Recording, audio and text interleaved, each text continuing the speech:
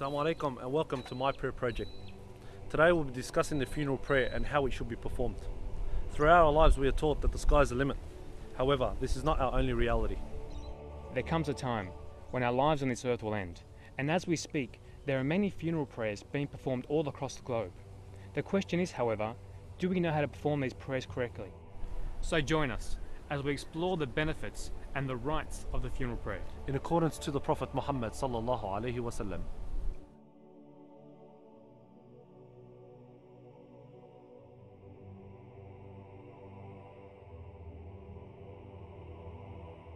بسم الله الرحمن الرحيم الحمد لله رب العالمين والصلاة والسلام على رسول الله وعلى آله وأصحابه أجمعين أما بعد. After I give a brief history on the funeral prayer, I will be discussing the rules of the prayer, and I will also be discussing how the prayer is performed, and then I will give a general advice. The funeral prayer was sanctioned only for the ummah of Prophet Muhammad. It's a special distinction that was given only to the Prophet and to this ummah. So by default, it is a very, very special thing. The Prophet Muhammad alayhi salatu wasalam, he performed funeral prayer on Najashi. Najashi was the Abyssinian king who the Muslims, when they suffered persecution from the Quraysh, they sought protection under his rulership in Abyssinia. The funeral prayer is also very important to be performed upon the deceased, whether they be male and female, and the prayer itself is one of forgiveness and one of pardon for the deceased. And this was one of the reasons why it was sanctioned for the ummah, because it was such a virtuous act, to the extent that the Prophet ﷺ, he said that if a person, he performs the funeral prayer upon his brother, then he will receive 1 qirat of rewards. He said if he further continues and he goes to the grave and he accompanies that person to the grave, after which the person is buried, he will receive 2 qirat of rewards. They said, O Prophet of God, what is qirat? And the Prophet ﷺ, he said, mountains, indicating that a person who performs the funeral prayer upon his Muslim brother or sister, and a person who then continues the act and follows the person and accompanies the janazah until the person is buried, then he will receive 2 mountains of rewards. What a virtuous act indeed it is. It is also a virtuous act that the Prophet ﷺ, he said that if 40 people who associate nothing with Allah, they gather and they perform the funeral prayer upon their deceased brother, then their intercession will be accepted.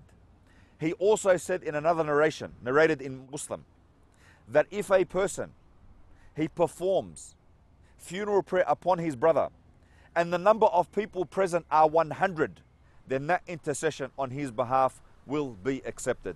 So we see through the ahadith narrated by the Prophet that the funeral prayer is indeed held in such high esteem in Islam. Before finalizing or summing up the brief history on the funeral prayer, I will just add that the Prophet ﷺ, he said that your Muslim brother, he holds five rights over you. And one of those things which the Prophet mentioned was the right to have the funeral prayer performed upon him. I will conclude by saying that such ahadith that are narrated to us by the Prophet ﷺ indicate just how important the funeral prayer is. One critical element to note when we look at the funeral prayer in terms of society is the ruling of the funeral prayer in terms of jurisprudence. The funeral prayer is a fard kifaya, which means that a portion of the community must conduct the funeral prayer. And if they conduct the funeral prayer, then the rest of the community is relieved of the obligation. However, if such a portion of the community or a small portion of the community do not offer the funeral prayer upon a deceased, then the sin falls upon the entire community. And this alludes to the importance of the funeral prayer and its ruling and how it is held in Islam.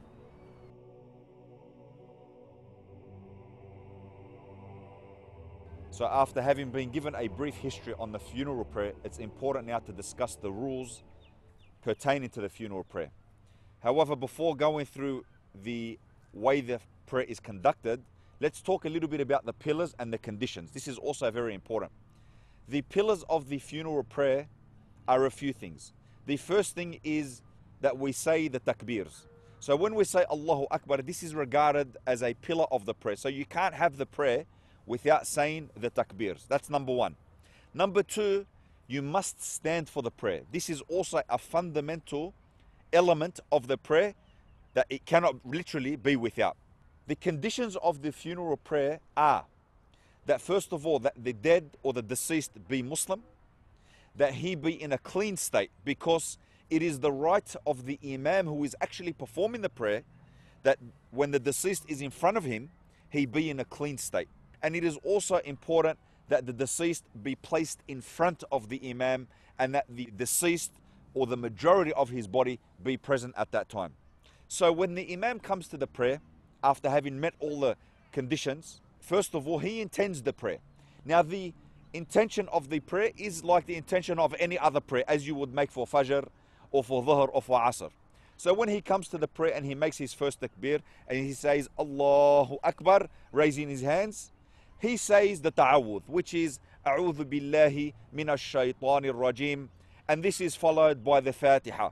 Now the Fatiha begins by saying Bismillahir Rahmanir Rahim, Alhamdulillahi Rabbil Alameen, so on and so forth, and I will of course demonstrate this practically later on in due course.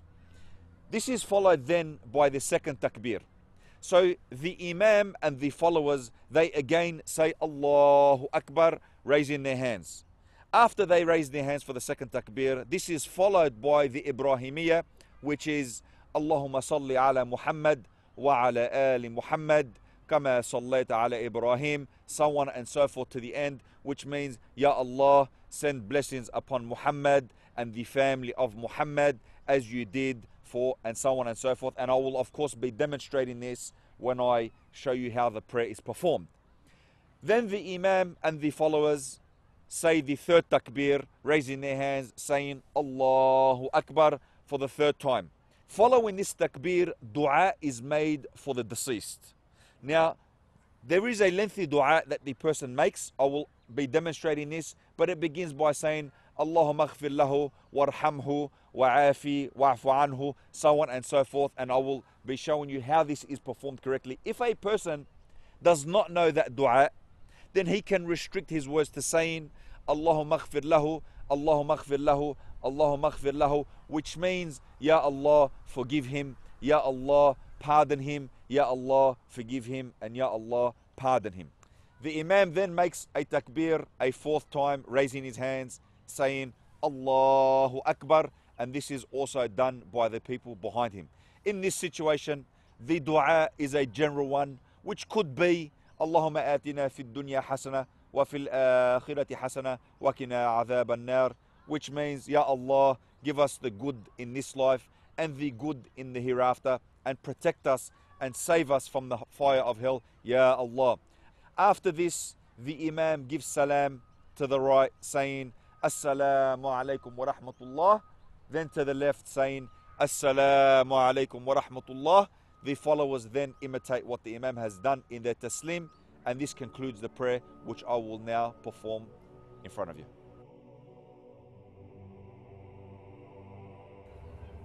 I will now demonstrate how the funeral prayer is performed.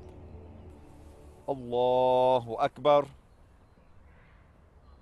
أعوذ بالله من الشيطان الرجيم بسم الله الرحمن الرحيم الحمد لله رب العالمين الرحمن الرحيم مالك يوم الدين إياك نعبد وإياك نستعين اهدنا الصراط المستقيم صراط الذين أنعمت عليهم غير المغضوب عليهم ولا الضالين الله أكبر. اللهم صل على محمد وعلى آل محمد كما صليت على إبراهيم وعلى آل إبراهيم وبارك على محمد وعلى آل محمد كما باركت على إبراهيم وعلى آل إبراهيم إنك حميد مجيد. الله أكبر. اللهم اغفر له وارحمه وعافي واعف عنه وأكرم نزله ووسع مدخله وغسله بالماء والثلج والبرد ونقه من الخطايا كما ينقي الثوب الأبيض من الدنس وأبدله ديرا خيرا من داره وأهلا خيرا من أهله وزوجا خيرا من زوجه وأدخله الجنة وأعذه من عذاب القبر وعذاب النار.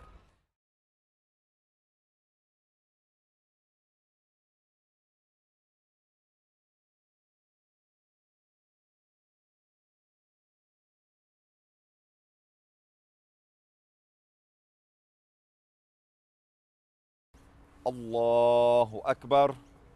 اللهم آتنا في الدنيا حسنة وفي الآخرة حسنة وقنا عذاب النار. السلام عليكم ورحمة الله. السلام عليكم ورحمة الله. And that concludes the funeral prayer.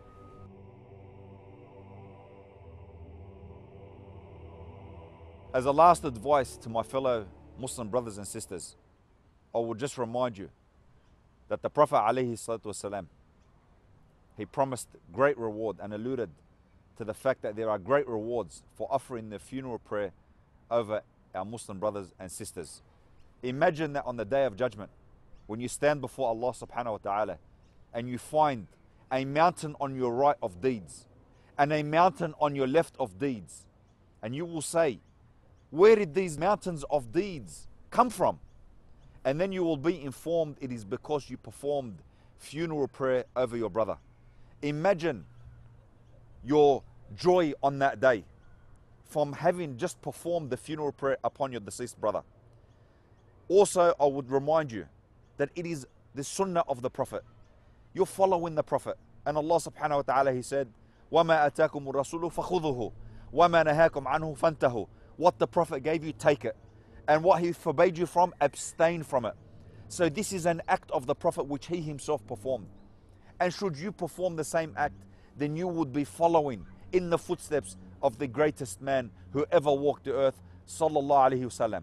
Also in that regard, I would just also remind you that it is the right of your brother to have that funeral prayer performed over him. Imagine that the Prophet said that were 100 people together, none of them associating anything with Allah, to perform the prayer over the dead, and their intercession would be accepted. Indeed, this is testament. This is testament without a doubt to the destination of where a person goes. For we not know where a person goes except through two ways. First of all, through the tongue of a prophet, where the Prophet ﷺ, he informs the people upon the earth that this person is from Ahl al-Jannah, from the people of paradise, or this person is from the people of hell. But in a second way, we know from the testimony of the people who were there upon the earth. There was once a man who died, and the Prophet ﷺ, he heard people speaking about him in a very negative way.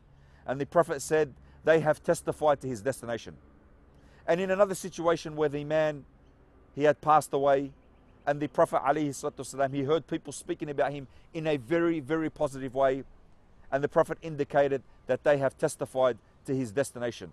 Indeed, performing the prayer upon the deceased, the funeral prayer upon the deceased, this is a means of intercession. It is a means of forgiveness for him. It is a means of pardon for him. There was one man in the time of the Prophet who passed away. And the Prophet ﷺ, he made a long dua for him. And after he made a long dua for him in the funeral prayer, one Sahabi, he said, I wish I was that dead person.